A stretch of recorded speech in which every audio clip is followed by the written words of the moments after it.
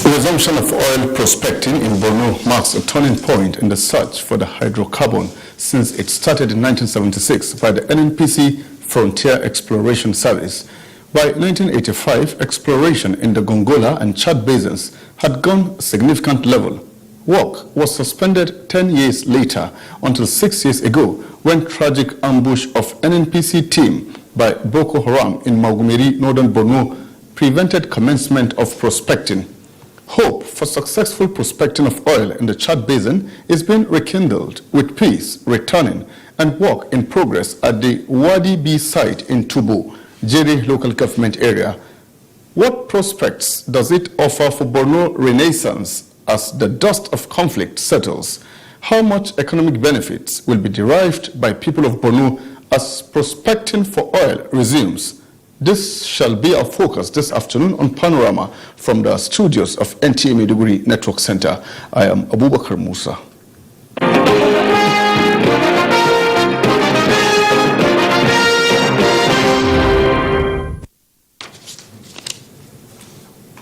President Bola Ahmed Tinubu has met with service chiefs and the Inspector General of Police. Musbaud Wahab reports that the meeting at the State House was the first on this critical sector between the new president and the heads of security agencies led by the Chief of Defense Staff, General Lucky Irabo. Day 3 for President Bola Tinubu in office since inauguration. It is time for briefing and debriefing on another critical sector, security. And so, the service chiefs as well as the Inspector General of Police will brief the new Commander-in-Chief on his #1 item on the Renewed Hope Manifesto. Mr. President believed warm handshakes would be good enough to commence the very first meeting apparently aimed at consolidating efforts on this sector and perhaps infusion of some new ideas for a lasting solution.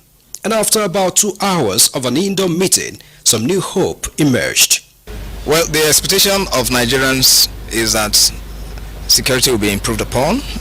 And of course, the mandate, the direction which Mr. President has given is anchored on that. And that's what we will be working on to see that we strengthen the existing security situation and for Nigerians to have better environment where they can undertake their undertakings every day. So this is precisely what we've gone out from Mr. President. The mandate is given and which we're going to work on going forward. There is also a new impetus and philosophy in sight to drive the hope. The President has revealed that in moving this country forward, he needs the security agencies to redouble their efforts, and he's also pointed out that his own philosophy is one of contemporary security measures dealing with the requirements of the time. And very important to the Commander-in-Chief is that national security has to be coordinated with one purpose of securing the nation. He has made it very, very clear that all the security agencies must comply with the demands of coordination, with the demands of frequent consultations, and also timely reports which must be acted on. He's going to embark on a lot of reforms in terms of our security architecture. He's going to take a closer look at our misfortunes in the maritime domain, focusing particularly on the issues of oil theft. Mr. President had clearly stated in his manifesto that national security is the bedrock of a prosperous and democratic society, with emphasis on fighting terrorism, banditry, kidnapping and violent agitation. And Nigerians are certainly yearning for a greater improvement in this regard. From the State House, Musbaud and Wahab, NTA News. Very well, Musbau. And to some legislative matters on Panorama, the House of Representatives has for the second time this week supported the federal government on subsidy removal. This time, it went a step further by suggesting outright removal of subsidy on all petroleum products. This is as recommended by the House Ad Hoc Committee set up in June 2022 to investigate the petroleum products subsidy regime in Nigeria from 2019 to 2022. The committee equally highlighted the need for the federal government to immediately design measures and palliatives such as provision of alternative and cheaper means of transport across the country. Also approved in the 11-point recommendation is the provision of a representative from the Nigerian Navy for all agencies involved in lifting of crude to enable physical assessment and documentation of daily crude production and lifting. The House wants all provisions of the Petroleum Industry Act be carried out to the latter. Away from that now to tell you that Nigerians are reactivating their resilience mode and devising ways to mitigate excessive spendings following the increase in the pump price of petrol. Lydia Sampson was out to speak with a cross-section of Nigerians, and she returned with some divergent views. Issue occasioned by long queues at petrol stations has disappeared in most petrol stations visited. I don't have any other option because this is the only means of feeding my family. I will continue to buy it. I can't start to. My own opinion is the government should look into the transportation angle, bringing down buses all over the nation. Why I like it? Let's do our work forever. But this subsidy from Jonathan, we want to remove it up to now. But as this one remove it, I still love it. Though the subsidy removal discussion is still on, with more Nigerians understanding the benefits of the removal, others are calling for more awareness creation on the issue. This cashless policy stuff, there are a lot of people, they will put 1,000 naira in their pocket even more than 1 week. Nigerians, we can easily adapt to things, but there should be an awareness. Everybody will be aware. This is what government wants to do. Let government, as far as they have removed the subsidy already, let them start to plan to build up refineries. The deregulation of the petroleum downstream is a reality that has come to stay. And though there are challenges, many Nigerians believe the good news is that it's kind of a drive in and out now. For the queues they've battled for ages seemingly are gone. In Abuja, Lydia Sampson, NTA News. Removal and recent hike in petrol prices has continued to be an issue of concern to residents of Maiduguri, the Borno state capital, with many hoping that the measure will bring positive change in the quest for accelerated development in all spheres of human endeavor. Murjana Hassan sought the reaction of people on inevitable decision that has taken precedence over most national discourse. Subsidy removal has become an issue of concern for the past 2 days, with many describing it as a welcome development for positive change, but have reservations over the timing. The current president should please put in place a lot of policies to checkmate the core practices that will at least make sure what the revenues generated from the removal of the subsidy has impacted directly on the lives of the common man. The right thing to do, remove the subsidy, because this issue of subsidy has been lingering in this country for too long. This fuel subsidy, we hope it is a better decision by the government. On the other hand, citizens opposed to the policy are concerned about the economic recession already facing citizens in Borno due to over a decade insurgency. As a new government, we are expecting that he should take time, enter his office, consult various stakeholders in the industry. What started with closure of petrol filling stations, hoarding and long queues have gradually eased, with price of petrol per litre ranging between 550 to 600 naira.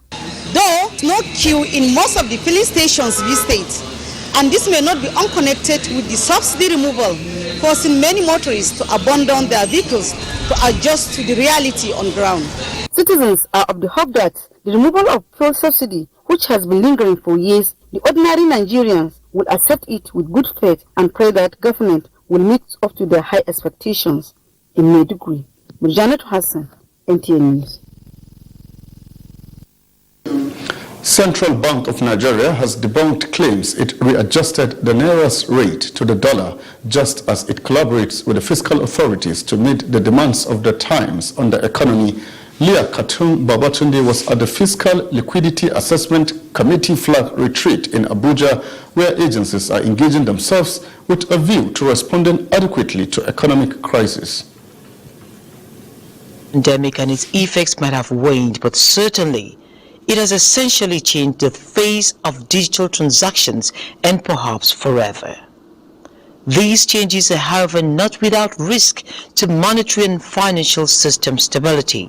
Banks needed to respond to what you might call the good aspects of that, change, because a lot of people actually took to cryptocurrencies even here in our beloved fatherland.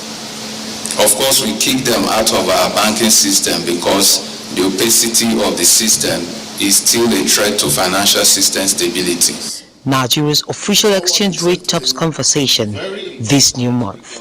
I was fighting fires this morning from a false report that sort of suggested movement in the exchange rate. The Fiscal Liquidity Assessment Committee flag retreat is themed Post-Pandemic Fiscal Stress and Monetary Policy Management in the Digital Age.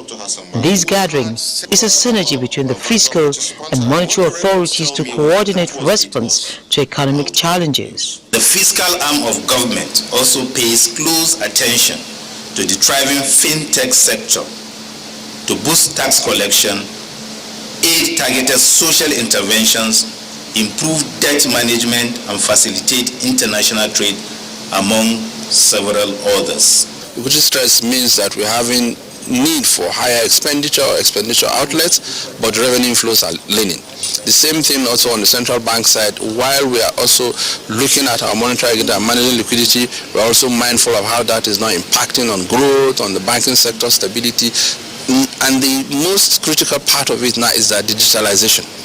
The monetary authorities say they would continue to implement measures to support the federal government's efforts to manage the economy, address liquidity challenges, and ensure people-oriented programs. In Abuja, Leah Katun Babatunde, NTA News. Joining us, you're on to Panorama on the largest television network in Africa, the NTA. Let's take a break now. More reports for you shortly.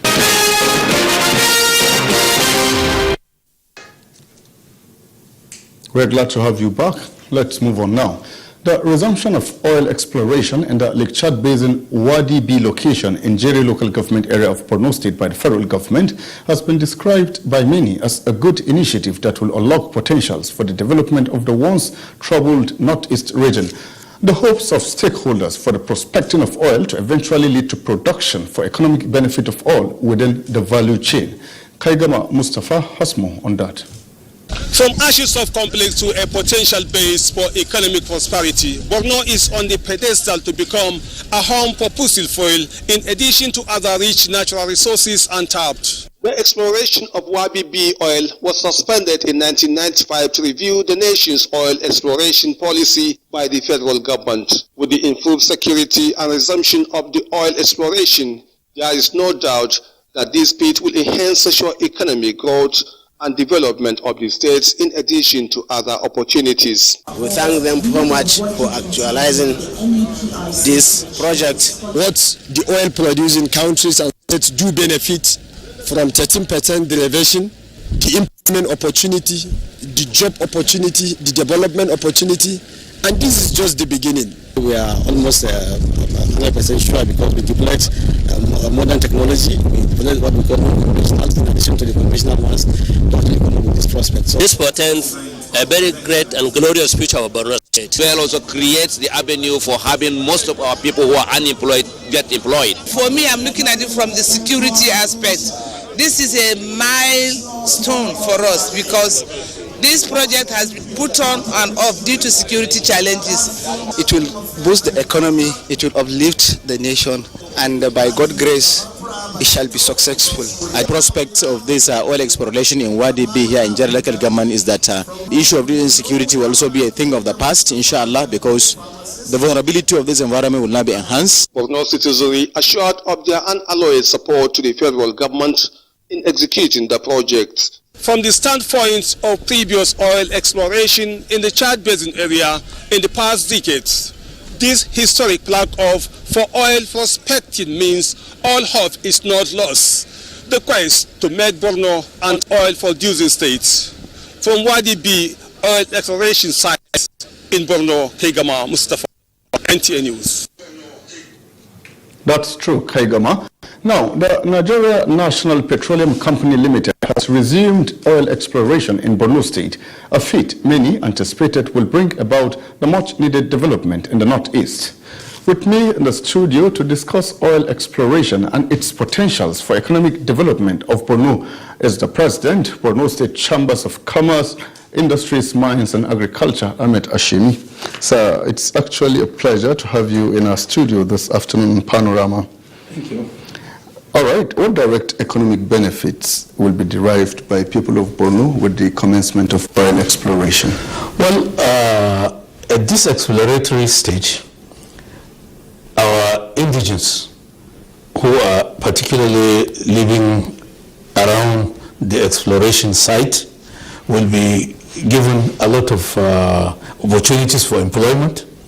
They will also be involved in provision of services that will bring some money into their pockets, and they will also benefit from being taught some skills which they didn't have before, because oil industry is a specialized area, and it needs to train some people to be able to service it.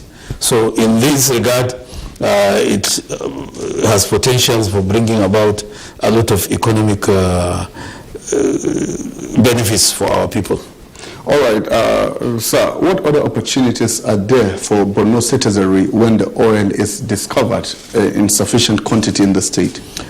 Now, here you see that we go to another level from people that are providing initial menial services and so on to people who will now be main players in the oil and gas industry. And that also will bring about a lot of economic development to our state. In fact, including infrastructure, because the oil companies will now come in and provide a lot of facilities and amenities that either though the community didn't have, the state didn't have. And also it provides for businessmen and women to be able to key into the oil industry and make a lot of business out of that. Yes. All right, let's talk about this now. What does the project portend for the conflict-ridden and underdeveloped Borno, especially the Chad Basin area?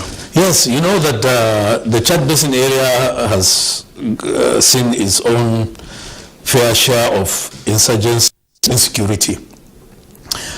In my opinion, with this exploration and final exploitation of the hydrocarbon in the Chad Basin area, government will put more emphasis on securing the oil than it has been doing before. I'm not saying that the place has not been secured. In fact, government is doing its best. The security agencies are doing their best. But now they will even give more impetus to providing security around the area. That is one. Secondly, apart from the oil, other potential agro-based indices that we need to develop will also be developed. Maybe there will be more